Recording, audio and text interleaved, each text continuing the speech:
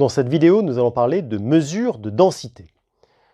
Commençons par une proposition. Si j'ai une fonction f qui est mesurable de E dans R plus bar, je vais pouvoir définir une mesure mu de la manière suivante. Pour tout ensemble A dans la tribu E, eh bien, nu de A, ce sera l'intégrale sur A de f.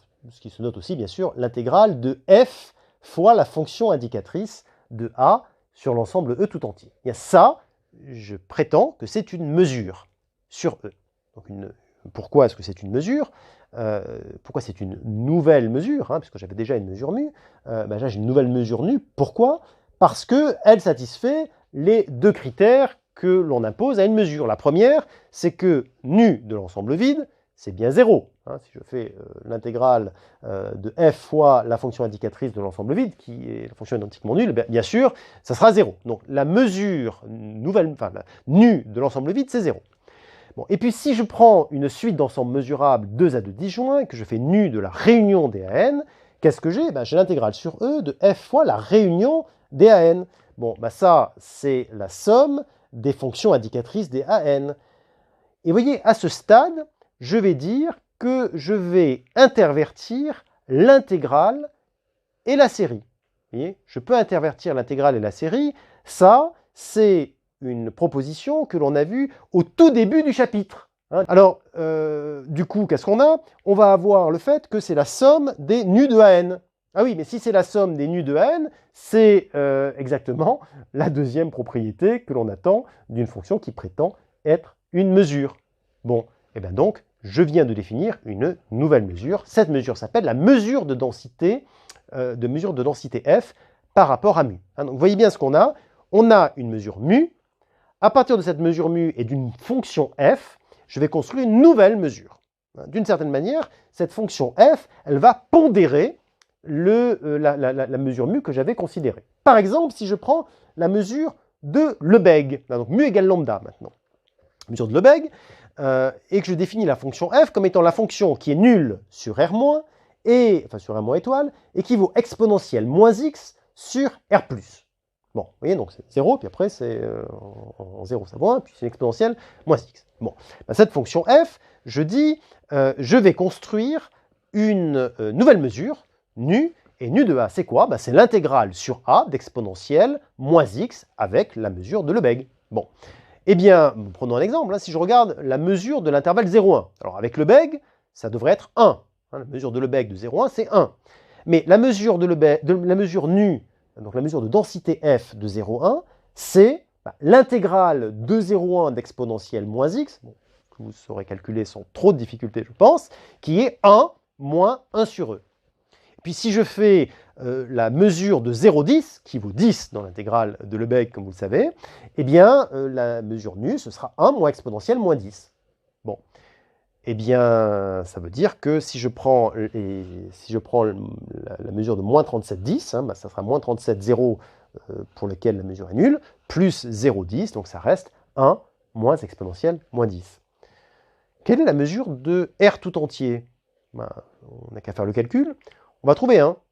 Donc, nu est une mesure de probabilité. C'est-à-dire que c'est une mesure finie et pour laquelle la mesure de l'ensemble tout entier, c'est 1. Donc, ça s'appelle, on a donné ça comme définition, une mesure de probabilité. Je voudrais tout de suite faire une remarque, c'est que si A est de mesure nulle pour mu, donc par exemple, dans l'exemple qu'on vient de donner, pour la mesure de Lebesgue, eh bien, lorsque je construis une mesure de densité f, elle sera également nulle pour cet ensemble A. Autrement dit, c'est vraiment une pondération de ma mesure initiale, donc c'est entre 0% et puis ce que je veux, mais ça peut être plus que 100%, ça pourrait être 300%, c'est pas un problème, mais de toute façon, si au départ j'ai une mesure qui est nulle sur un ensemble, en la pondérant, je ne vais pas faire apparaître quelque chose de non nul. Donc voilà, c'est une mesure, et si A est de mesure nulle pour mu, eh bien elle sera de mesure nulle pour nu. On dit que nu est absolument continu par rapport à mu, et on utilise cette notation.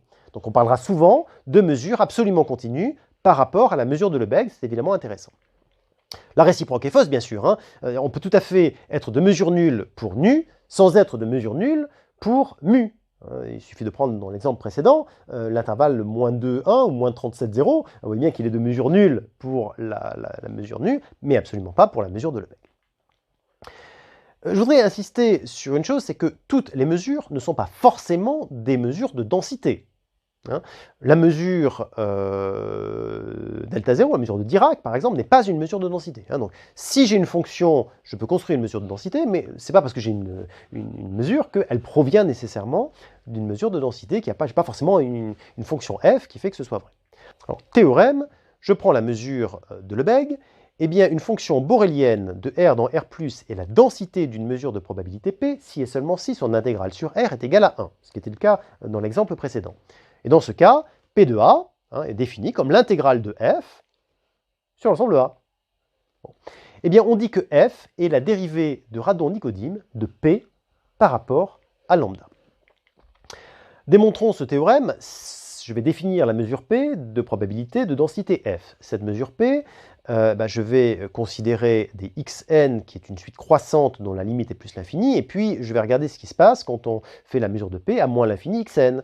Bon, qu'est-ce qui se passe? Eh bien, il se trouve que, comme on a le théorème de convergence monotone, l'intégrale de f sur R, c'est la limite de l'intégrale de f fois la fonction indicatrice de l'intervalle moins l'infini xn sur R, ce qui est la limite de la mesure de moins l'infini xn, ce qui est donc la limite, ça va nous donner P de R.